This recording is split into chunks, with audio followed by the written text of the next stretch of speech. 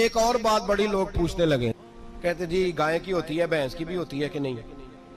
चलो जी, अब नई बात निकल आई। हदीस पाक में लफ्ज आया ऊंट का। नबी पाक ने फरमाया बकरा 1 साल का, गाय 2 साल की, ऊंट 5 साल का। हदीस में लफ्ज आ गया ऊंट का। आपको बंदा कहे पहले बताएं नार का के मादा का, तो मैं किधर से आपको हदीस निकाल के दूं जिसमें नर भी और मादा अलग-अलग हो। हदीस पाक में जिक्र आ गया दुम्बे का, मेंढे का।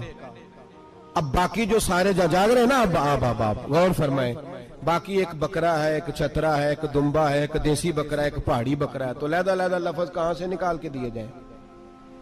ये सारी अनवा हैं, अकसाम हैं, नौ हैं। इसी तरह भैंस भी गाय की एक किस्म है। इमाम आज़म अबू हनीफा फरमाते हैं नौ मिन्हु, ये उसकी एक किस्म है, 9 में से है, गाय की 9 में से है। आप आम लफ्ज बोलते हैं तो कहते हैं बकरा छतरा गाय भैंस, आम लफ्ज है ना। तो जब गाय कह दिया तो आपको बंदा कहे गाय आया तो पहले बताएं गाय तो है, तो इसमें बैल शामिल है कि नहीं। तो गाय की जितनी किस्में है ना, हमारे मुहद्दिसीन भैंस को गाय में शामिल करते हैं। भैंस गाय की एक किस्म है। तो नबी पाक सल्लल्लाहु अलैहि वसल्लम ने जब गाय का लफ्ज इस्तेमाल किया तो भैंस उसके अंदर आ गई।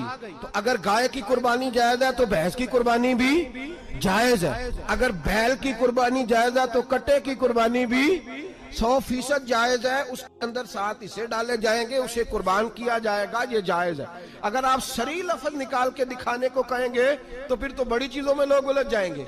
फिर कैसे निकाला जाएगा खस्सी की जायज है कि नहीं, जो खस्सी नहीं उसकी जायज है कि नहीं, फुला की। तो इन तफसीलात, हाँ बहुत सारी चीजों की तफसीलात हदीस में है, लेकिन सारी चीजों की मौजूद नहीं। इसलिए मेरे अजीज याद रखें, भैंस की कुर्बानी भी होगी, गाय की भी होगी, बैल की भी होगी, कट्टे की भी होगी।